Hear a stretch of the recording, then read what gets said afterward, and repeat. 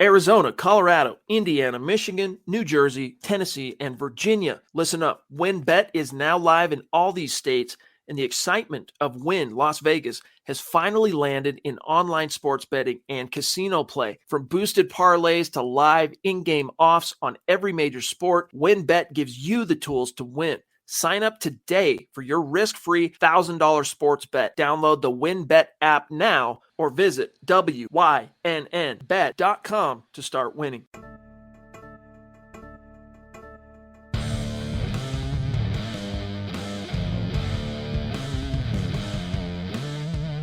You're listening to Mile High Insiders with Nick Kendell and Luke Patterson.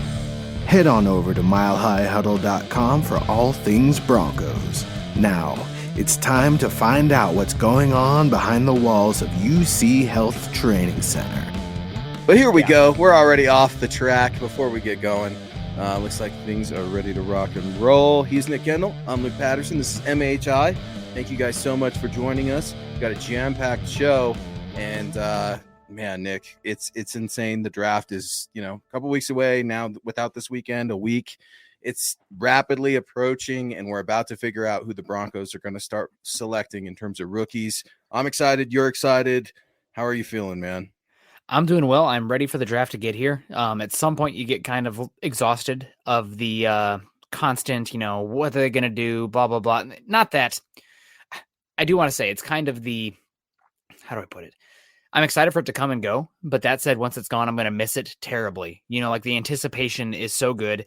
That said, it's pretty drawn out, but then once the draft is over, it's kind of like, well, now we might as well get to frickin' September, October for real football, because after that, not much is that interesting from where I sit. And obviously, things are a little bit different with Russell Wilson coming to Denver. I'm going to be eating up everything I possibly can, but still, after the draft, it's get me to the regular season ASAP. Yeah, it's a bizarre time of year, to be sure. I mean, we're kind of in that time, and I did some writing this last week, and it was weird because not a lot of it was draft related, if I'm going to be honest, Nick. I mean, I think one piece was, and that was CSU's with CSU Trey McBride going with Mel Kiper, and then you did a piece also alluding to that. So, I mean, and the rest were like journalistic pieces on the stories, what's going on with the Broncos this week. But it's that weird time before the calm, before the storm. The Broncos don't have a first pick, so I think Broncos country's kind of bracing themselves for what's going to feel like an odd draft, but it's going to be worth it come training camp when the Hill is jam-packed full of families just trying to get their glimpse on number 3, Russell Wilson. It's for real. It's absolutely crazy, man. So we've got that going for us, but we've got a really exciting show ahead. Scott's on the ones and twos. We appreciate everything he does for us. And just like our guy, Dylan Von Arx. What's up, Broncos country? Make sure you hit that like button on the way in and subscribe, please, if you haven't already. We're going to be joined by Pro Football Focus's own Kendall Valenzuela. She used to cover the Broncos during their championship run here with Super Bowl 50. Not that I'm jealous or anything, but she'll be joining us here in a little bit to talk about a piece that I covered from Pro Football Focus about Baron Browning, Nick. And he was a stellar player last year. And let's say hello to some of the folks in the channel before we get there. Paul joined in really, really early before the show even started. Want to say what's up to Paul. Thank you for joining MHI on your Saturday night. And then Dale was shortly behind him. What's up, Dale? We're going to put this question in the chat as well when the time comes and Kendall joins us at about 6:15, because obviously the subject is Baron Browning. He had a stellar rookie season, Nick. I mean, absolutely stellar. Man. I was banging the table for him in the second round. You were talking me off the ledge. No, you don't have to take that second round pick on him. He'll be there in the third. He was, just like you said. And I'm just happy we got him, man. He's a hell of a young man, a hell of a player. And not enough can be said about number 56. I'm glad he's got that number too, by the way. Yeah, it's a good number, good player. I'm excited to see what he can do this year, and I'm excited to see what Kendall has to say about it, him as well. But there's no real new information other than earlier there was some discussion about Baron Browning moving from the off-ball second-level linebacker spot to some more edge reps this season. Some of that might just be solidifying the room some, helping the room some, that your top 2 edge rushers have a lot of injury history, and some of it could just be versatility. Maybe it's Ejiro Evero. The Rams the last few seasons have played linebackers at a rate I don't think any other team has a lower rate than the Rams at linebackers on the field. And I'm not including the edge rushers as the linebacker, the second level linebackers. And in order to get Baron Brennan on the field, you might have to use some reps where he's rushing off the edge because there's not a spot for him at the linebacker position. So we'll see. It'll be interesting. More things you can do, the better, but I really hope they don't Justin Hollins him to an extent where, the linebacker spot is very instinctual. There's a lot of processing. There's a reason that there's more first round bust at the off-ball linebacker spot than honestly any other position in football right now. It's because the processing and the instincts are first level before the athleticism and everything. And you're drafting guys based on athleticism and size that can't read in key defenses or offensive lines to save their life. Those guys end up being busts. So big reason to want to take day 2 linebackers on the whole, but Browning, you don't want to give him too much. That said, Josie Jewell's back. That Jonas Griffith is back as well. He's going to get a little bit of competition. I'm excited about Browning this season. I think has a chance to be a really good player for the Broncos. I don't know about a superstar, but with his athleticism and what he flashed last year, could be really, really, really good. You got to wonder if they're compensating. We will ask Kendall about if the move to edge or outside linebacker, I should say, not edge, but if the move to outside linebacker for Baron Browning, if it sticks, is it there to support those injured pass rushers coming back from injuries? Bradley Chubb, as you mentioned, Nick, Chad Jensen wrote a really good article on milehighhuddle.com that you could find right now. And it's basically explaining Chubb's goal for the year is to play every game. And I respect that. I mean, I think that's a low hanging fruit. If you want to make fun or whatever on Twitter, that's fine. But I respect that as a man. He's like, look, I get that I've got an injury history. So short-term goals gets you to long-term goals. And it starts with staying healthy for Bradley Chubb. Lawrence Rivera weighing in real quick saying Jerry Judy is getting praised from quarterback Russell Wilson. And I've seen a few graphics out there, a few from Pro Football Focus, actually, that supports that, asking which quarterback in the AFC West, I think there was one out there last night or today, which quarterback in the AFC West is going to have the most success with a wide receiver? And Russell Wilson was listed with Jerry Judy.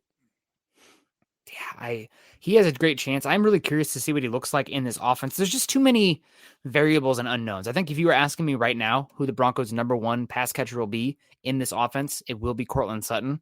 But as far as best in the AFC West, I mean, it's pretty hard not to say, even though he has the worst quarterback, Devontae Adams. And that probably goes to show how I'm not the biggest fan of Hunter Renfrow now. What he does is fine, but it's very niche. And Braylon Edwards, their other wide receiver, I think Devontae Adams is going to get peppered with targets. So he probably ends up being the number 1 guy in the AFC West. But I'd rather have 3 really good guys than 1 really good guy. And I think the Broncos do have maybe 3, maybe 4. KJ Hamler can stay healthy, really good pass catchers.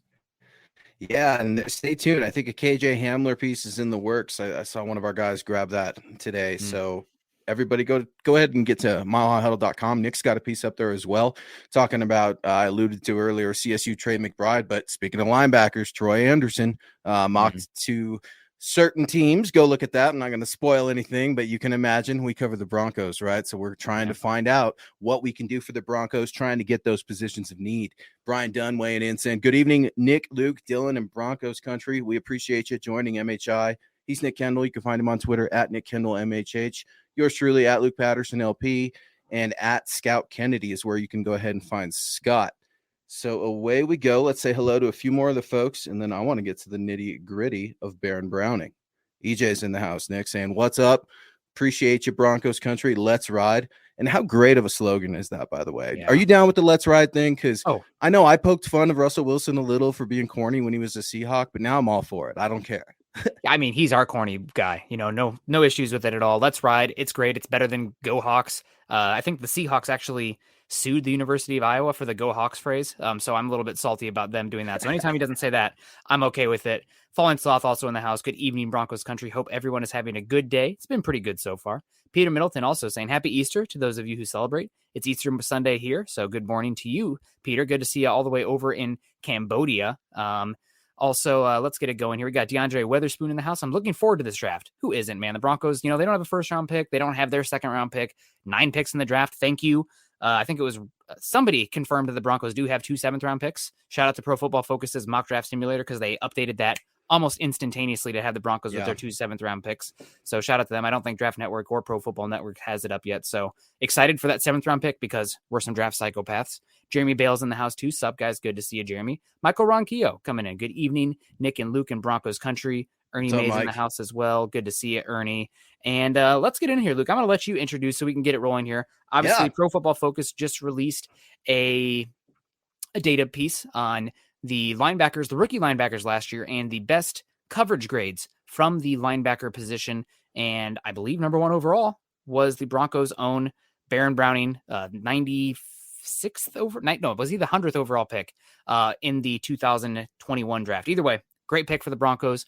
Really good player. Interesting to see what he's going to do this season, but excited for you to introduce this guest and get into all this data stuff. Yeah, man, my third round guy. I wanted him in the second last year. I was just thrilled that we got him. I was banging the table for him. Training camp, wanted to see him, but some injuries kept him out. Yeah. But Pro Football Focus dropped a really interesting stat, and I think it's fascinating considering the Broncos are making a little bit of a switch from what the linebacker is getting a lot of praise. Most coverage snaps played without allowing a touchdown last year among rookie defenders is Baron Browning. Now that's 305 snaps. 295 comes in with Micah Parsons, right? Everybody knows that name, the best linebacker in the class last year, arguably one of the best players, period. And then Pete Werner, his former Ohio State teammate, rounds out that top three at 197. So when I see the Broncos are going to start transitioning Baron Browning a little bit to more supporting the edge, I start to get a little concerned because he's already doing so well. So I wrote up a piece. You can find it at milehighhuddle.com. And then I instantly thought, I've got to pick the brain of Pro Football Focus's own. I mean, everybody, we love Pro Football Focus, right, Nick? You and I are constantly writing about it. We're blabbing about it on this show. We're draft geeks, analysts, nerds, whatever you want to call us. So I reached out to one of their own who covered the Broncos for some time. That's Kendall Valenzuela. She's a Pro Football Focus social content producer, and she covered the Broncos here during the Super Bowl runs, Peyton Manning. And like I said, not like I'm jealous or anything like that, but something really cool, Nick, that I found out today. She's actually from Seattle, where you're at right now in Drew Lock country.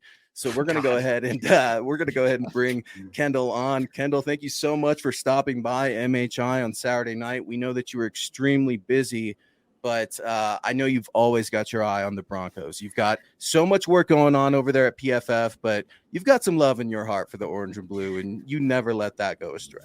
Yeah, you're right. Hey guys, also hi, nice to see you guys again. Yeah, no, I'm not bitter at all that you guys got Russell Wilson and we have Drew Lock now. You know, it's totally fine. I'm in Cincinnati, Ohio. You know, everything's good. I was gonna say you guys should be out doing so. You told me Saturday night, and I'm like, what? Only I will be doing nothing on Saturday night, not you guys, because I'm in Cincinnati, just like Joe Burrow said. There's not much to do, so I was like, I'm free. So excited to be here. That's awesome. No, yeah, one thing that just shocked the world. First, I got to get your instant raw reaction. Russell Wilson. I was at the Shrine Bowl, I'm wearing the hoodie, in Las Vegas, where it was basically assured by many per source, right, on Twitter. But a lot of people said the Aaron Rodgers thing is virtually done, especially with Hackett coming here. The day came, Rodgers stayed a Packer. I was super disappointed. And then all of a sudden, Russell Wilson's with the Denver Broncos. I mean, are you kidding me? What was your reaction? We're still in shock. No, I was sick. I'm still sick. It was just the worst day of my life and I'm not trying to be dramatic about it at all. It was the worst day of my life. Yeah. And then, you know, it was funny because it even got worse with Wagner, right? So I'm like, oh, okay, this day can't get much worse. And then, you know, it was honestly, because I'm from Seattle and really, you know, we don't have the Sonics, right? I always get into this like soliloquy. I'm like, we don't have the Sonics. The Mariners are bad. They're not going to be bad this year, mark my words, but they're bad. And so we didn't have a lot except for the Seahawks. So Russell Wilson gets traded, and I'm like, okay, well, there goes my childhood. And then they seal it with a bow with Bobby Wagner, and I'm like, damn, it's over. You know, I never had that feeling before as like a sports fan because I pour my heart out to those guys and like they're my team. So like I'd never honestly been through that. And then, but I was honestly excited because he was going to Denver, and I'm like, okay, if he was going to go anywhere, thank God it's with the Broncos. They finally have peace and happiness and joy in their lives. So it was a shock, but I am happy for him and you guys, especially to be covering,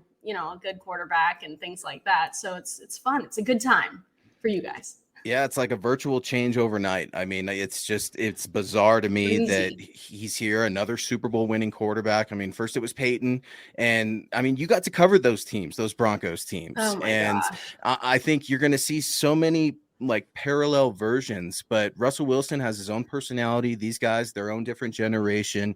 One player I wanted to ask you about was Jerry Judy. All right. Because I think Jerry Judy seems to get a lot of love and a lot of hate, some of the cryptic tweets, some of the production, whatever you want to say.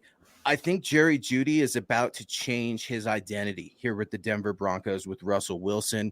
It seems like he's projected with Russell Wilson in just about as many stats, memes, gifs, whatever you want to call it, that are out there. And it's not like people are forgetting Cortland Sutton or Tim Patrick, but what do you expect out of Russell Wilson and Jerry Judy? Do you think Jerry Judy's just been waiting for a franchise quarterback like Russ? Yeah, well, we saw the tweets when they didn't get Rodgers and he was pissed, right? And so that was so funny. And then like a couple hours later, he's like, oh, you know what? Never mind. I'm good. So no, I think anyone that wants to like have their breakout season, I know we've been waiting on that for Judy for a little while. He's been good, right? He's been solid, but not like what everyone expected. We wanted him to break out. He got those injuries and things like that. So I think if anyone's going to do it, and it's going to be with Russell Wilson. And that's the most exciting part, right? Because you have Tim Patrick, you have Cortland Sutton, you have these guys, but Jerry Judy is so raw and he's so young and he just latches on right to whatever's around him. And so I feel like that too is why sometimes, he lets his Twitter mouth get in the way a little bit, but he does latch on with feelings. Right. And Russell Wilson is like a very feelings guy. Like that is who Russ is as a leader.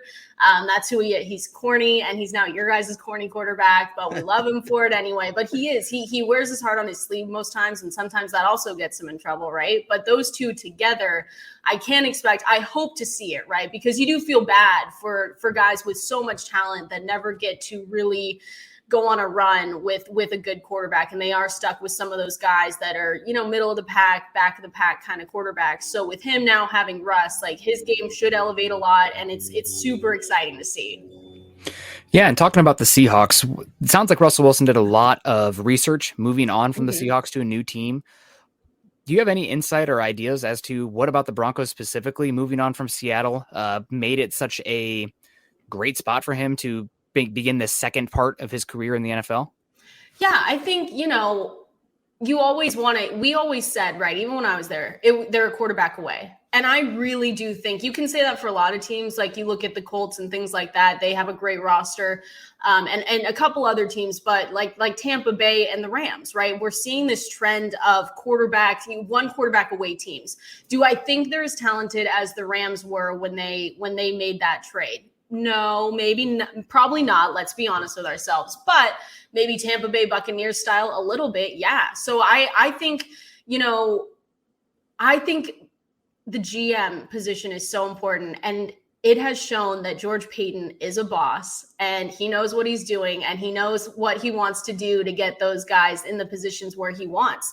That's why like when we're going to talk about Baron Browning, I'm like looking back at that draft class and I'm like, holy hell, like he did, like that happened. That was a great draft class and things like that. So I think, it was a divorce with the Seahawks. I think it's just as much as Seattle didn't want him there, which is so hard for fans to hear, but you kind of realize, hey, they weren't going to pay him. And you go over to the Broncos and, he's probably going to get paid there, sooner rather than later. And it was kind of just like, it was a divorce for the Seahawks. They never really utilized him like Russell wanted, right? Russell was the franchise quarterback. Did they utilize him as a franchise quarterback? Not really. No. I mean, not at all. I mean, things changed when in 2017, like Russ threw, league high 34 touchdown passes, but they missed the playoffs. And then Lynch is gone, Chancellor, Averill, everything is changing. And instead, Pete Carroll just said, he replaced the offensive coordinator, Bevel at the time with Schottenheimer. And then as part of that move, for whatever reason, still had to, they wanted to reestablish that run first identity. And that's just not Russ, right? And you guys know that. That's just not Russ. And I think what's going to be exciting and why Russ took this opportunity too is everyone's starting over, right? Hackett, new coaches and stuff. Not to say, I can't even say that even if the old coaching staff was in place, he would have said no. I think it would have been a little bit harder to get him there, but he just wanted to change the scenery, right? And so you have brand new everything, and that's an opportunity for him. And Russell is a diva, and no one can say against that. You cannot, like, it's a good thing. It's okay. Yeah. We know it. You have to be a diva to be in that quarterback position. Sure. They're all like that. He's a diva. We love him for it and things like that. But like, there's going to be a time where they're putting together that offense, and he's going to push back. And I think he's excited about that, though, because he probably didn't get the opportunity like that when he did in Seattle, right? You saw it, and, they did that run first identity, and it was a little bit like, what's going on. But that Shanahan offense could allow him to move well. And you could see, I'm just so excited. I'm going to keep talking about Russ, but like, you can see him go back to his roots, right? Like, I just want to see like vintage Russ. I want to see him get like him running around and stuff like that, because with, he wanted to get into that Peyton Manning, Tom Brady, like statuesque in the pocket kind of guy. And I think he just needs to get back to who he was as a quarterback. And I think he saw the best opportunity doing that in Denver with all the weapons, all the new coaches, everything like that. So I think that had to have been the biggest part. Well, and speaking of biggest part, I don't know if you guys saw the house that Russ just purchased. I think 22 million. Holy cow. I mean, the guy is definitely coming into the city and coming in with some flair and some style. Thank you guys so much for joining MHI tonight. I'm Luke Patterson, joined with Nick Kendell as always, and special guest from Pro Football Focus, Kendall Valenzuela. You can find her on Twitter at KValenzuela17. She works for Pro Football Focus. She has her hat in so many areas of football. She covered the Broncos here, among other teams here in the Mile High City. And if I understand it, the Nuggets are in a playoffs game right now. Right. Yeah. So that's pretty interesting. And the Avs are right there. So the Mile High City is back, and the Broncos are trying to get on top. Something else I wanted to mention too, just because I've got a daughter, that, Kendall, Nick, I talk about my kid and my family all the time, but something that Kendall got awarded it really means a lot to me, especially being a girl dad, right?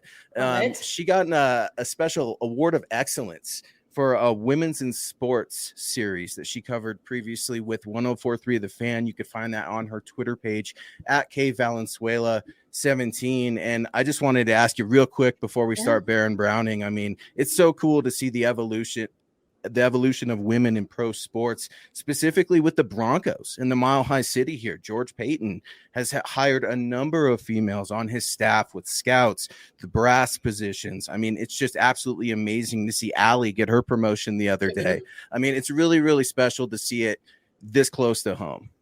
Yeah. Oh, 1,000%. I mean, girl dad, everyone, like, we just, it's not the 1950s anymore. We're all in the times, I've never, and I will say, when I did that project in Denver with the women in sports, like, I had the most incredible outreach of everyone in Denver. I mean, we love Romy. We love all those women that just making a difference. So it's so fun because, and that's again why I think like George Payton is just like, Bruce Arians led the way there with how much he added to women on his coaching staff, women in his front office, everything like that. So I think it's just such a cool time, and it's a great like message to send, like, no matter like men, women, it's such a great time that you can do whatever you want to do.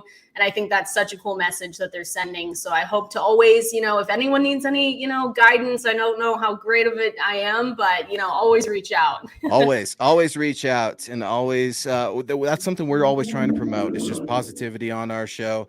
And you wanted to give me a little pushback on Baron Browning, Kendall, and Nick, you're going to love this because Nick feels that I overvalue the linebacker position, and I do. Okay. I'll just go ahead and say that I do. I fall in love with these linebackers, and I want to go get them as fast as I can, just because I feel like we've had such a hole at the linebacker position. So when I see that Pro Football Focus is coming out and saying that the most coverage snaps played without allowing a touchdown last year among rookie defenders is Baron Browning for the linebackers, 3rd-round pick out of Ohio State.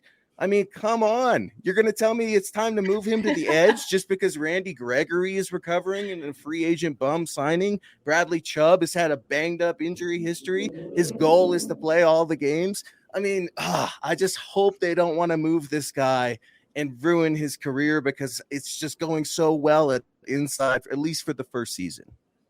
Yeah. And it's funny because when you brought him up, I remember that tweet because I always, whenever we're in our meetings, it's always funny because we always know what'll get people pumped up, and it's always Broncos country when we send tweets. You got me. Everything and anything. I'm like, slow day, send a Broncos tweet. They've got us. Like they know what they have and they're so excited. Let's do it. So yeah, that was courtesy of Omari White. He runs our college everything and he's incredible. So when that came out, but I was shocked. Okay. I thought you just wanted to talk about how versatile he is, Swiss Army knife, whatever. And then you said, oh, they're thinking about moving him to the edge. And I'm like, well, if he has those numbers, why?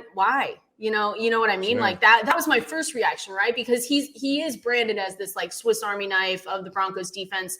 And a lot of that is because he had to. There were so many injuries yet again, and he had to step in, and he got off to a slow start, but he did okay, right? And I think the challenge for Browning was more like his instincts, which sounds really bad, and I'm really not trying to say that in a bad way, but his instincts kind of got the best of him, and he'll misread a play or two or whatever. But like our grading system, like he had a 40 run defense grade, PFF grade of 40, and at pass rush it was 61.2. Now, granted, those numbers are obviously skewed because he's not getting the snap counts like Micah Parsons is at those other positions. But that was my first reaction. I was like, why would they do that if he's having so much success where he is now? So I don't know. It's interesting because Bradley Chubb, all those guys. So I don't know. I want to get your reactions, honestly, because I was shocked when you told me. I just thought we were going to like be praising him. And then once you said they might move him, I was like, okay. Well, and it's just, and Nick, let's get your thoughts on it. But I just hate to see Ohio State, I think, ruin him a little bit with moving him around so much. Like, I get that he's versatile, but like, for crying out loud, Nick mentioned it right before he popped on, we don't want another Justin Holland situation here where he could ideally still be here and being utilized. But no, let's make this guy that's 7 feet tall and inside linebacker, outside linebacker. It's not going to work. Nick, what say you?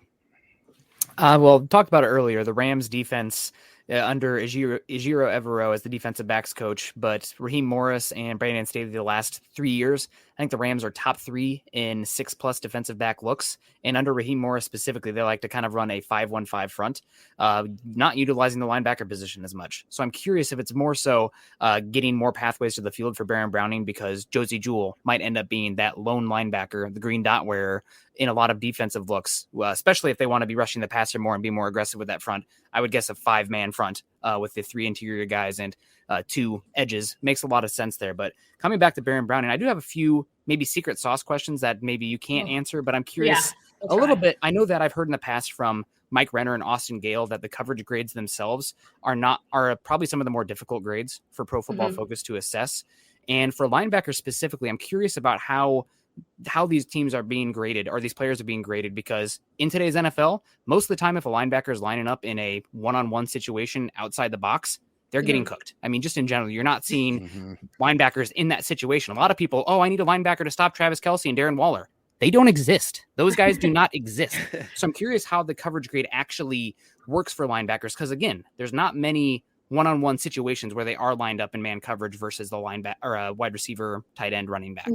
Yeah, and I will say, like, the guys that grade insane geniuses, machines, football is life guys. So I will say that you do have to take them with a grain of salt, right? Because every play is graded like by the eye. They have what what they're looking at and things like that. So you have to take it with a grain of salt. I mean, and we put so much on linemen in general. Like we just do, because they're the ones getting the most. I mean, we see them every play, right? So they have such bigger sample sizes as when you go up against, like, when you're looking at tight ends and you're like, okay, Mark Andrews was our highest graded tight end and Jalen Ramsey was our highest graded corner, things like that.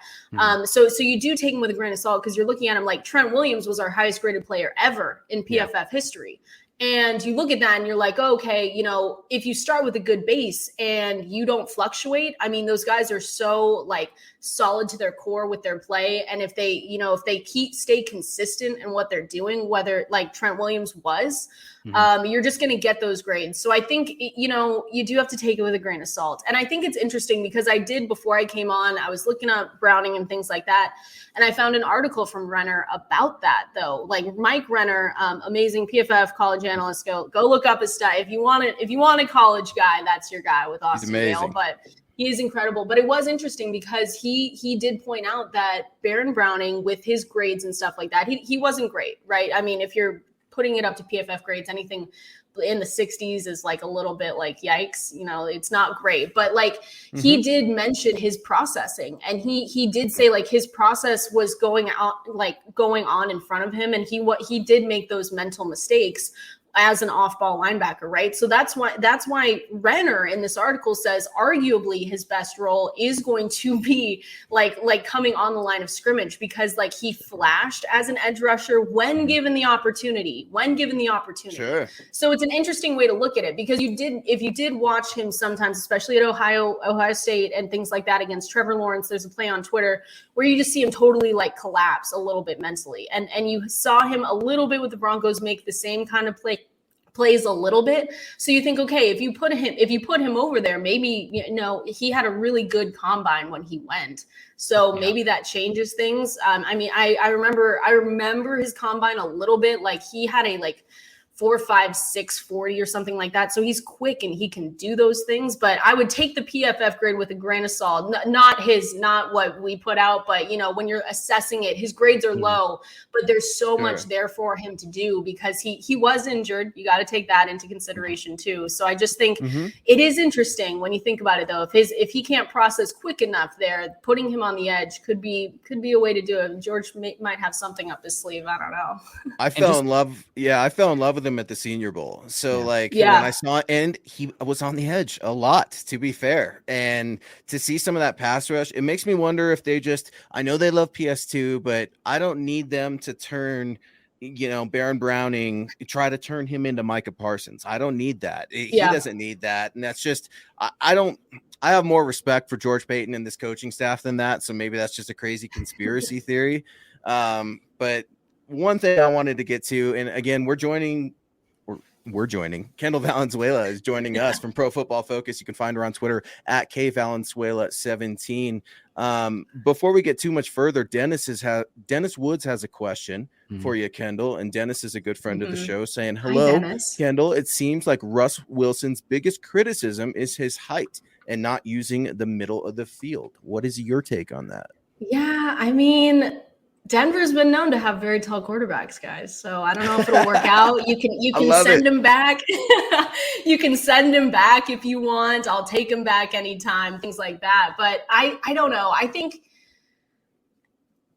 Russell Wilson, if he's not at his prime, he's at a peak and like still at the top of it, coming down, right? He's not low, but he's like at that peak and like a little bit lower. No one's going to say no to Russell Wilson. He's a franchise quarterback. He's going to be great for I give him, great, probably 4 years. And that's, he's only signed 4-year contracts, and that's probably what's going to come out of Denver, right? It's going to be a 4-year contract. Derek Carr's getting paid for whatever reason. So, Russ is getting paid. So it's going to be like that. But I think like Russell Wilson, and I think I said it a little bit earlier, like the Shanahan offense, like could allow him to move well enough and have that, like he plays really well off that run game component, right? And I think what will need to happen is he will need to get back to his roots just a little bit and be more willing to run to make up for what Dennis said, right? To make up for the fact that, like he is statuesque sometimes. He wants to be a little diva-ish in the pocket and things like that. But I can't even say there should be a concern with Russ besides the finger thing that happened. And you just don't, you want to make sure that that's okay, which it is. But, now that was his first big injury. I mean, we never had to go through that as a franchise, as a team. So I think that's the only thing. But I don't think there's anything to worry about with Russell Wilson and the Denver Broncos, especially that offense. Neither does Kathy, weighing in, saying, I'll take tiny Russ Wilson over tall Brock Osweiler every day and twice on Sunday. And I'm not even going to throw shade at Brock. How about Paxton? We'll go that route. We'll go with Paxton. Because Brock, he has his place in Broncos history with that Super Bowl 50 team that you got to cover. Absolutely amazing. But, Nick, let's kick it over to you real quick because I've got a final question for Kendall, but I love to just let my gums flap. And Nick, I never give you the time of day on our own show. So fire away. No, it's all good. I mean, Kendall's got to stick together here. But a few questions just as far as team building of the Broncos coming up draft wise.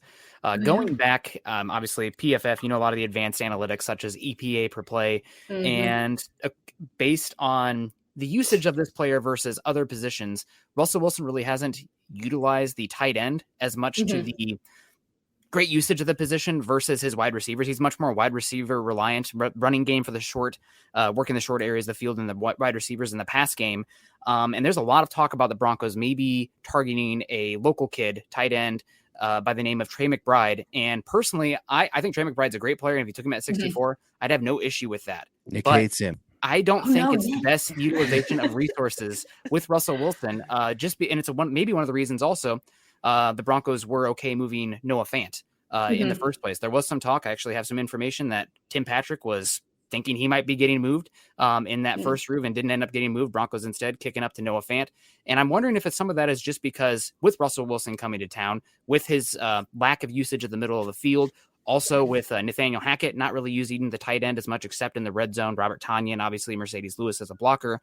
If the tight end position is devalued in Denver in the system with Russell Wilson to the extent that maybe it's not the best usage of resources to take Trey McBride, not taking anything away from him. He just doesn't offer the dynamic ability, whether that be a freak athlete or a monster blocker that can help dictate opposing defensive personnel. So maybe not as valuable for the Broncos at 64 overall. Yeah, I mean, and you got to think about, George Payton is a great drafter, right? But you do start at 64. You got no one in the first round, which does, you got to take that into consideration there. So I did look up, and PFF, we have an amazing, I call it our draft Bible, but I did have to, I went out and looked up Trey McBride in our PFF, draft top 150, and he was there. I was happy about it, but Colorado, CSU is an interesting college when you look at tight ends, right? Because a lot of in college football history, they focus so much on the tight ends, right? And so it was interesting to look at because over his span with CSU, right, he accounted for 38.1% of their passing yards, which is insane, right? As a tight end, that's insane. So he's good. Right. But you're right with Russell Wilson, is it necessary?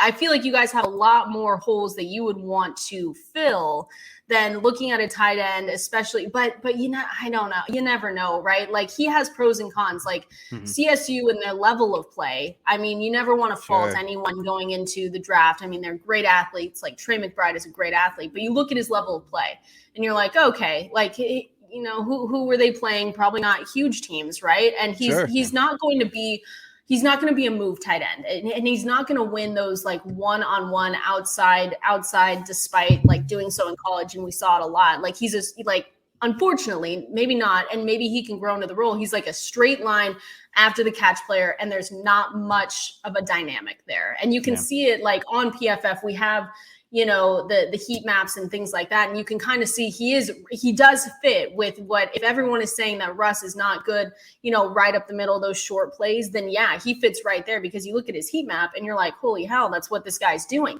But is the dynamics there? Maybe, but he was Mike Renner described him as a man among boys, but that's only based off the competition he had. Yeah. So you take that into consideration, is this the best play for them, especially with that coveted pick? Their first one is on day 2. So maybe not. I just don't, I don't see it. And I like him. He's obviously 10-1, he's really good, but is that the way to go when you have, other areas that you could probably improve at? Probably not. They don't. Yeah. I mean, and that's just it. And that's what's weird about it, though, because I think that makes so much sense that they need to go into other areas. But they like Trey McBride. They had scouts at his pro day when I was there. They invited him for a visit. And so did the whole entire AFC West and a bunch of other teams, right? Because he's that good of a player. But when you look at him, he's a yards after the catch guy. He's not a ton of touchdowns when you look at his numbers and things like that. So definitely something to consider as the Broncos are almost just a week away from the draft. Isn't that crazy? Insane? I'm so excited. Right. It's a special time of year. And a special guy, one of our supporters, a friend of the show, Peter Middleton, weighing in with a great question, saying, Kendall, Why is he lower than his peak? I'm assuming Russell Wilson, Peter. Why can't Russell do better with a better offensive line and more attacking threats? I think he can. I just think when you're looking at his career, right, you just have to, I'm looking at it from, not unfortunately, but from a PFF standpoint. And from a I bitter look at Seattle fans standpoint I as well. I think I'm going to take make sure that is known here.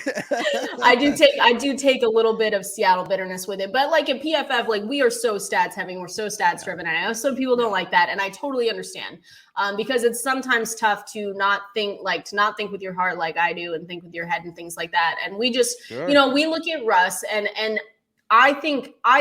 Like I said, he could be at his peak and maybe just a little down, like maybe just, not catching speed going down, but he's still up there. And that's why I think like attacking a tight end position for him is not the way to go. It's the offensive line. And to get him, I've said it the whole show, to get him back to that core of who he is, I think that's when he played his best. And if he gets back to his core and to what he was peak Seattle, then yeah, you're right. Like you can keep us like going up with Russell Wilson if he trusts what's happening around him. The thing with Seattle is I'm taking it as there wasn't trust there. I mean, they established that run first defense and they're the run first offense. And it was like that to him is a slap in the face because he should have been treated as a franchise quarterback. And in my opinion, he wasn't. And the thing with Denver is I know for a fact with you guys, with everyone I keep reading, everything I keep seeing from you guys and everyone is like, they're not going to do that. Like they have already said like, yeah, we're going to pay him in due time. And that's probably going to come up. And, I think that just the level of trust that he's going to have there. And if they get him back to his core and the thing is too, he gets to build this offense with everyone there. And he's going to have pushback on that with Hackett and things like that, but he's in it from the ground floor. And with Seattle, it wasn't like that. So you're right. Like you could see him go to a new level that maybe I'm not even thinking he could go to because I saw how they utilized him in Seattle.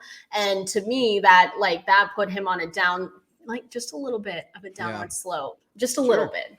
Well, and you're right. And you mentioned it earlier. I mean, he is coming back from injury with a finger issue. And I don't think any of us are anticipating it's, is going to stop him from having further success, but it's something that you need to be concerned about. And he is an aging quarterback, and we're seeing these quarterbacks play well into, their latter years, if you will, with Tom Brady coming back and everything else that Aaron Rodgers is doing.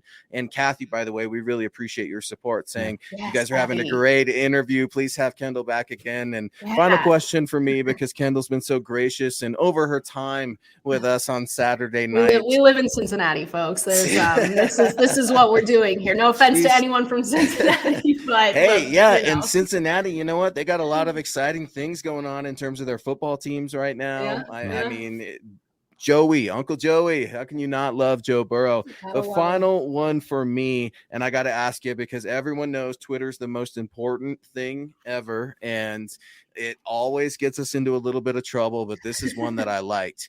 Ed McCaffrey, former Broncos wide receiver, last week, sticking up for his former head coach, Mike Shanahan, and kind of putting the Pro Football Hall of Fame on blast, asking why Mike Shanahan is not in the Hall of Fame. Now, Mike Shanahan, as you know, won back-to-back Super Bowls here in 1997 and 1998. Also has an additional ring as offensive coordinator with the San Francisco 49ers. Why isn't Mike Shanahan in the Pro Football Hall of Fame? Because I wrote a piece about it on milehighhuddle.com, and I'm just scratching my head, just like Eddie Mack. I don't get it. You're seeing Dick Vermeil go in this year, but Mike Shanahan's not?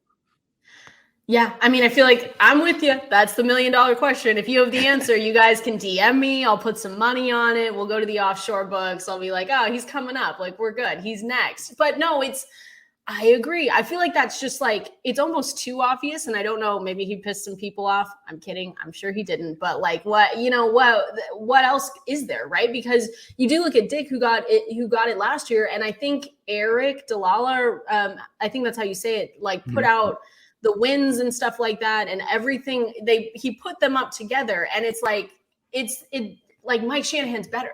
Like he had a better career win Yes. percentage. He had more career wins. He had 2 Super Bowl wins and appearances, and he has a better playoff win percentage. So you're looking at that and you're like, I don't know. I don't know the answer. Again, if you guys figure it out before me, please let me know, because it is confusing, because I thought it was going to happen because they changed the rules, right? They changed like how, you know, a coach now doesn't have to fight with players to get in. And so when that happened, I was like, the first person everyone thought of was Shanny. And so I'm like, oh, okay. I'm like, perfect. You know, you don't have to, it's tough when you go against players because, you know, you have that limit there. But now one coach goes and you're kind of looking, you're like, what the hell? So I have no idea. I don't know if he pissed anyone off. We can write letters. I mean, I don't get it. I know it. And I don't know what they're waiting for. There's nothing to wait for. Well, and Nick, we talk about it all the time on MHI. I mean, his coaching tree, we're watching it today in the NFL. I mean, you look at these teams that are constantly in the postseason, NFC, AFC championships, Super Bowls. They've all got their roots back from Mike Shanahan / Gary Kubiak, pupil. And then, of course, there's Kyle out there in San Francisco. But tons of love for Mike Shanahan, just like tons of love for Kendall Valenzuela, who has been very kind with her Saturday night time with us here on MHI with Luke and Nick. Again, you could find Kendall at KValenzuela17 on Twitter. She works for Pro Football Focus, has her hands in a lot of exciting things. And I think you were mentioning some podcasts that you have coming up too, right, Kendall? We're degenerate gamblers here. So if anyone wants to be a degenerate gambler with me, I just have an awesome podcast with an awesome guy, Ben Brown. We just do it weekly right now, but during the season is like our bread and butter. We give out everything you need to know. So we love the podcast. PFF Betting Pod is what we do once a week now. So would love to get any Broncos fans. Like we talk about the Broncos a lot because we're like win total over. We're like Super Bowl appearance, maybe. No, we're high on them. So we have that going on, and the sale. We have a PFF sale going on. So if you guys seriously, I'm not giving you a sales pitch, but like everything we talked about tonight is literally all at PFF. And so we've got a 50% off sale going on right now, which is like crazy, super good deal. So go to our website. You can find like the draft Bible, everything coming up. You can be the talk of the party at your, dinner party with your friends. You'll know it all. You'll know it all in a week. You know what? Some of those guys, those friends of yours in Denver got me hooked on, specifically like B Stoke and Cecil, prop bets. Prop bets. I'm all up in the prop bets now and everything like that. Nick, you can't do anything Stokely does. Just run the other way. It's just horrible. I know. It's horrible. I know. He got me on the prop bets, and I refuse to talk to Zach about any of it. But again, you guys, Kendall, thank you so much for joining us tonight. We hope to see you maybe a little later down the road, and go Broncos. We're really excited. We're really excited for this season and can't wait to see what you guys are cooking up for us here at Pro Football Focus. Awesome. Well, thanks for having me, guys. Enjoy Russ. Seriously, you guys deserve nothing less than a franchise quarterback like that. So have fun. I hope to be back soon. Awesome, Kendall. Can't wait to see what you're working on. Awesome. Bye, guys. Be good. Thank you so much. That was Kendall Valenzuela of Pro Football Focus. Again, you can find Kendall on Twitter at KValenzuela17. Peter Middleton weighing in saying 9 picks, 2 7th rounders. Why are so many mock draft simulators and websites not realizing it and still saying 8? I mean, it's a 7th round pick. It's a late pick, and a lot of those teams don't update those things consistently. I mean, we had debates for a long time of what 5th round pick did the Broncos send to the Seahawks. I don't know. It was just I think it was who I absolutely love, Jordan Reed over at ESPN, a rising star over there. He had the Broncos having 2 5th round picks in his recent 7th round pick. Mistake. I think 152s with the Seahawks now. So those picks are going to be a little bit of mistakes here and there. Hopefully they get updated soon. But the Broncos currently have 9 picks. George Payton rectified. He kept saying 9. Turns out he's right. And I think the Broncos right now only have 4 picks in 2023. So maybe some of those 9 need to start helping you accumulate some 2023 draft capital as well. Everybody makes mistakes except George Payton. At least that's the way it's been so far. I mean, so he's going to, right? Yeah. Sooner or later. And God dang it. We know he wanted Spencer Brown, damn it. And we're going to talk about it every week because Nick, you talk about offensive tackle too.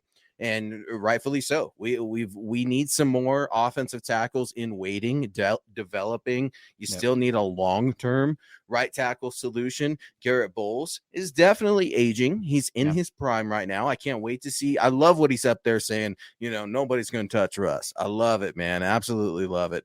Travis Weber coming in here. Travis, a good friend of ours. We really appreciate you joining in MHI on your Saturday night, Travis. I just hope the new ownership will interfere with the culture shock the Broncos are taking on. And Travis, I absolutely love this. Nick, I wrote a little piece on milehighhuddle.com talking about how bids were being placed or expected to be placed starting last Friday for Broncos ownership. Rob Walton, obviously reported leader in the clubhouse. What do you make of the ownership? Are you hearing anything? What your general opinion? Is it going to go quick? Is it going to drag on a little bit? When do you think the Broncos are going to have their ownership sale wrapped up? It's probably going to be, we're going to have some idea at some point in the summer what's going to happen. And I think that if Walton is involved, nobody else is going to beat him out. The way the trust is set up, it has to go to the highest bidder as long as the NFL teams would approve it, and the NFL teams would approve it. And I think Walton's like 4 times as rich as anybody else, any other ownership in the NFL. So if he wants it, he's going to get it. And, say what you will about Walmart. I know the last time we were talking about this, there were some people pretty upset about the idea of a Walmart owner coming in here.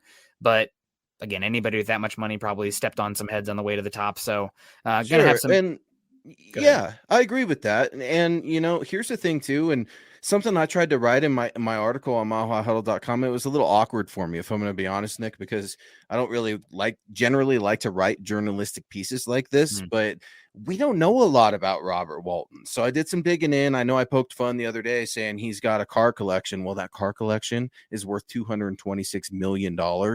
They were like averaging out based on how many cars he had. Each one was worth approximately $800,000, which is over the minimum salary for a veteran NFL player. So, I mean, the guy has deep pockets. That's what matters, folks, in the NFL. I know we want them all to be Boy Scouts, and that's not to say he is or isn't, but it's time for an ownership. It's time for new blood. It's time for something. And with that, you're going to get Russell Wilson paid. Also wrote about that because Derek Carr, as Kendall kind of poked fun at the Raiders too, which I absolutely love because they're the Raiders.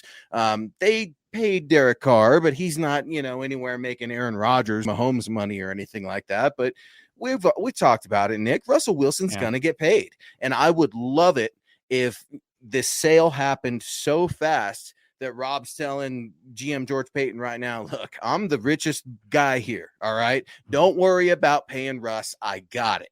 And let's move ahead because you're going to get a new stadium. You're going to get Russ locked down, and you're going to get a whole hell of a lot with a billionaire. It's just freaky to say, man. Yeah. I mean, I guess don't just sign the check immediately because there's salary cap implications that are going to matter for the Broncos of building a team around Russell Wilson. But as far as putting all the money in escrow and paying him the huge guaranteed money up front, I would be totally fine with paying him and I hope he would do this, but Russell Wilson's not going anywhere. I have no issue being married or tied to him, paying him a bigger guaranteed contract if it means less against the salary cap APY. Now, you do lose a little bit of flexibility as far as year to year, restructure the contract. That's just guarantees being kicked up later in the deal. He's not going to do it. Well, I mean, players don't think have a choice on the restructured contracts. It's just moving money around. It's an accounting thing in the end, but you lose that flexibility, but that doesn't really matter if you can get a lower average per year against the cap. So hopefully they do that. And with a rich owner, it's not just obviously paying guys, putting them in furlough, in escrow, but it's also, new training facilities, whatever these guys need, best technology. Something I wish we could have asked Kendall as well. We thank you so much to her for spending so much time, but talking about the grading system at PFF, I'm ready for the revolution of GPS data. How soon is that coming down the tracks, PFF? We're waiting on USFL, baby. Did you see it, Nick? I did see that. And I also know that the Senior Bowl used Zebra technologies to register explosive movements, change of direction, spatial data. I mean, instead of some guy, a bunch of different dudes and gals grading a player if they had a good coverage grade or not, why not look at the distance between the player and the ball carrier? I'll tell you why. Best on that. I have the answer, and it's the same answer that I would give for baseball with what? Did they figure out the strike zone? You're a baseball guy. I don't know, or whatever the problem was for years there, and the digital technology of moving the change. Why? Yeah. Gambling. Yeah. Gambling is why. All right. Not everything is always as you think it is. Not everything's so square in the good old US of A of professional sports. And that's just my crazy thought. I would love to hear what Kendall and Carl. We got to get like a 4 show here going with Carl and Kendall, because Carl obviously gets some definitely good advice on some bets and stuff like that too. But man, one thing I'm curious too, just thinking about being a gambling degenerate, and I'm not. I really don't gamble that much, only in the NFL, and I play for like nothing. So if I win $3, I'm pumped on like a $1 bet or something like that. But it's just one of those things where, what's the over under going to look like? What are the points, the favorites, the underdogs? What's it going to look like in the AFC West games? Because I feel like it's going to be really, really close. The over-under on the Broncos wins this season, or just games in general? When AFC West teams are playing each other, interdivisional games. So when you look at the over-unders, when you look at the spread, you're not going to see the same lopsided kind of stuff that we've seen as of late, because this is the best division of professional football. Am I right? Yeah, it's going to be a lot of fun. I'm curious to see how it all shakes out, and hopefully, the way it sets up right now, the Broncos have a chance to have the best defense in the division. I know that you need good offense and a franchise quarterback to contend in today's NFL. The math is totally different. It's a have or have not quarterback. Broncos entered the have quarterback now. Maybe the difference maker in them in the entire AFC West is whoever can have that best defense. And the Broncos are going to have a chance at that this season. Obviously, moving on from Vic Fangio, I would expect the defense to regress a little bit. But still should be right up there. Chiefs defense doesn't look great on paper. I really don't think the Raiders have a good back seven, and the Chargers, while I think they're the ones that have the best chance to compete with the Broncos for the best defense in the division, they were bad last year at stopping the run. A lot of injury prone pieces as well. I mean, Joey Bosa, Derwin James, Khalil Mack, some guys that have some injury history. And just because they threw money at it this offseason doesn't mean it's going to be an immediate turnaround. Now, if anything can turn around quickly, if you throw money at it, it is the defense. We've seen that over the past few seasons. Bengals went from a bottom 5 defense to top 10 this last year. Raiders went from bottom 3 to middle of the pack because they threw money at it. So that is an avenue to make your defense much better quickly, but have to see it first. So it will be really interesting. Andrew Baker coming in saying, "Sup, Nick, Luke, and Scott, and my brethren." Good to see you, Andrew Baker. Thank you so much. I know enough to know that nobody knows how these draft players shake out in the NFL. So it's up to George Payton. We trust. I think we got to give him a little bit more credit than that, because it's not pure chaos. You know, you're not seeing 7th round picks hitting like 1st round picks. There is some method to the madness. Typically the good players go first. It's just, there are no guarantees. There will still be busts. These are humans, and there are injuries that happened, personality stuff, you know, guys just not clicking, et cetera, et cetera. But if you look at where players are drafted, there's still a pretty strong correlation to the earlier guys are more likely to hit than the later guys. Yeah, but let's talk about the mid guys. I would give a little push there, because I think we all know, right? It's no secret that the mid rounds is where you make your bread and butter in the NFL. It's just determining whether or not that premium round pick, which ends at the end of bottom of round 3, that 3 through 4 through 5, then we're splitting hairs. One thing, and Andrew, by the way, I think I saw a Javonte Williams jersey he was wearing there. That's my guy, Pookie, my guy. That's so cool to see guys giving so much love to Javonte Williams. And that's another thing, Nick, real quick as we wrap up the show.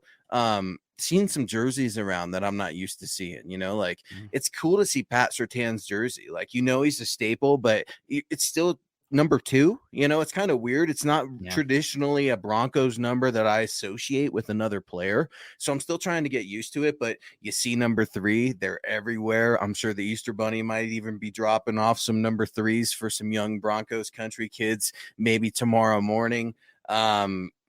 If you had a chance right now and the NFL, whoever sent you a gift card that says you're going to buy a Bronco jersey, what jersey would you buy? It could be a current player, a former player. Would it be the home, the away? What color scheme? Because I got to be honest, I'm thinking it's time to buy my kid a Russell Wilson jersey, but there's so many different variations of them, and they all look so freaking cool. Definitely Russell Wilson. That's the jersey to go with. That's the prime one right now. The number 3 looks good. Orange? The thing is, there might be a new uniform coming down the tracks with new ownership, and maybe it would make sense to wait for a Russell Wilson or a Patrick Surtain jersey if there's a new fresh dig coming out, new digs that are coming out. So maybe it's a little bit smarter to go with a historical player for now, because if Russell Wilson, I don't know if I want to buy a Color Rush jersey and then a year from now you have a brand new spanking jersey that I'd rather be rocking the new digs. Do you like the Color Rush jerseys though? I personally do. Do I you? like the stripe Okay. on the shoulder. I don't really like the side swoosh on the pants for the current jersey. I also don't really like the navy blues as well. Every other team in the NFL wears navy blue. Oh, they won the Super Bowl in them. 0% sentimentality here, guys. Sorry. No, man, those curses, I'm telling you, No Nick, curse. No they such thing. exist.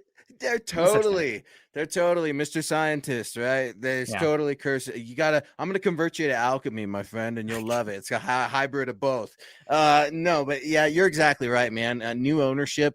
What else could they bring? New jerseys. That's exciting. This is an exciting time. This is a rebirth of a team, if you will. I absolutely love it.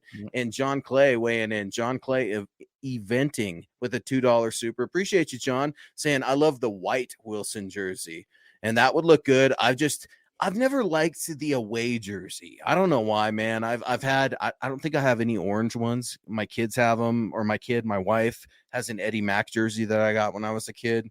But the throwbacks, right? You see Steve Atwater's out there, Terrell Davis is out there. It's cool though to see Broncos country bringing their orange back out. But Nick, last thing on the way out, the draft hats are getting worse every year for the Denver Broncos, in my opinion. What do you think about the draft hats as we prepare to launch our very own Mile High Huddle draft coverage here in just over a week? What do you think of the Broncos draft release hat? Not very good. Horrible. Bummers. Yeah, major bummer. Waiting for something better. I'm just, again, bring back the old D or some sort of iteration of it, and let's roll with it. I'm not a big fan of the rooster looking horse head as much. I mean, it's still the Broncos, so I love them, but we can be better. And speaking of being better, our pal coming in saying bring back the Mile High salute. Absolutely. Yeah. Travis Weber also coming in saying great show tonight, guys. Have a good night and enjoy your Easter tomorrow. Go Broncos. Thank you. So, yeah, absolutely. Thank you so much, Travis. Also, we got Heath Holmes coming in, say hello to MHH. Love y'all's contents and football minds. Well, thank you so much, Heath. That's really nice of you to say. And Kathy also agreeing with us. The draft hats are ugly. They're horrible. Yeah. They're horrible. Great. They're horrible. And speaking of the draft, I think did we read that Chad's going to Vegas this year to cover the draft? Is that what I think? Dude, Chad Jensen, ladies and gentlemen. You can find him at Chad Jensen on Twitter, I think, or at Chad Jensen MHH, Huddle Up's own. So stay tuned. I want to tease that, man, because Chad's always working hard. You can find him and Zach tomorrow on Huddle Up for some Easter coverage, I believe. And then Nick will be right back. I know you did back-to-back shows. I saw you last night on Friday night with Eric Trickle on Dove Valley Deep Divers. So you'll be back. A short weekend for you on Monday morning for Broncos for Breakfast with Scott Kennedy at Scout Kennedy. You can find Nick at Nick Kendell MHH. Yours truly at Luke Patterson LP. Guys, I implore all of you to head on over to milehighhuddle.com right now, where Nick has some articles up. I've got some articles up. We've got tons of content from all of our guys all over the different pods. Chad Jensen, Zach Kelberman, Lance Sanderson has some scouting profile articles up, if I memory serves, just before we came on the show. And Gary Leeds Palmer coming in here with a lovely compliment. Thanks, guys. Great pod. Gary, thank you for joining us, and the rest of Broncos country too, because this was a really, really sharp show. It was awesome to have Kendall on and pick her brain. It's awesome when we can get some guests on from a different level, you know, like she understands Broncos country, but we were trying to look at things, and I know you try to look at things as objectively as we can, but sometimes it's cool to get a national perspective view. And I think Kendall definitely brought the house down with a lot of her great insight. Yeah, and that's something I really appreciate. Shout out to her again. Make sure you guys are following her on Twitter and her content, and she dropped that pod there. I'm not much of a gambler as far as that goes, but still good content, and appreciate her coming on. And that's something I really try to guard against too. You know, sometimes I feel like we can get specifically in these kind of realms a little too, you know, echo chamber going on. Oh, the Broncos, man, they're going to be great this season. Drew Lock, you know, they're going to build the play action offense for him, and he's going to take that third year leap, blah, blah, blah. Now let's hear what the national people are saying, because they have less bias covering these teams, a little bit more objectivity, which we want to go for here. I know there are some realms that are more, you know, if you question anything, then you are an enemy of the state. And I'm not about that. I'd rather keep it real. I've never been into much of the trash talking. I'm going to tell it like it is. I prefer that. And Nick, that's why I like looking at your articles, and I hope it's the same with you, man, because we look at all of our, not just favorites, but the draft experts that we respect.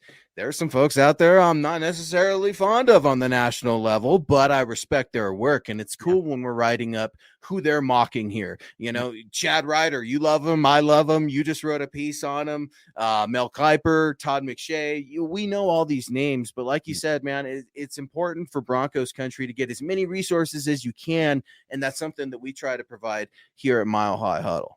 Yeah, break on out of that echo chamber. Unless you're just hanging out in here, then stay in. Let's echo it up in here. Thank you guys so much for joining us tonight. Shout out again to Kendall for coming on and joining us. Scott working in the background there. Make sure you're following Luke and I on Twitter. Luke is at Luke Patterson LP. I'm at Nick Kendell MHH. We will see you guys again tomorrow night for an episode of the Huddle Up podcast with Chad and Zach. You guys choose kindness, choose compassion. Have a great rest of your weekend. Luke, what do you got the rest of the night? Oh man, the rest of the night I got Easter plans, man. Something tells me I got to get ready for the Easter bunny to come, if you know what I mean. So I'm going to be doing that, and then I'm going to enjoy a lovely hike with my parents tomorrow morning. Hey. And then my folks, we live in a beautiful spot right here, so we try to take as much advantage as we can, but it's beautiful because all of the deer and the elk right now have their fawns out and their calves, and it's just beautiful. The bears have just woken up, so you might get a sighting of one of them and they get really spooked and run right up the tree. But it's just beautiful to be out in nature. So I'm going to unplug tomorrow and just spend tomorrow in nature with my family. And Mom's is cooking up a feast, right? I've been running on the elliptical, trying to get back into some more shape. And now she's going to totally ruin it all on Sunday. But how about you, man? What's the rest of your weekend look like? I tried to convince some friends to go do Mailbox Peak with me tomorrow, which is kind of a signature peak about an hour out of Seattle. It's 8 miles and 4,000 feet of elevation gain, which is a pretty good hike. It's pretty much straight up there at the beginning part of the loop. But my friend said, I'm not really feeling that for tomorrow. So we're going to go do a hike as well for an overlook over the Puget Sound closer to Bellingham watching, which will be beautiful. Looks like it's going to be nice weather tomorrow.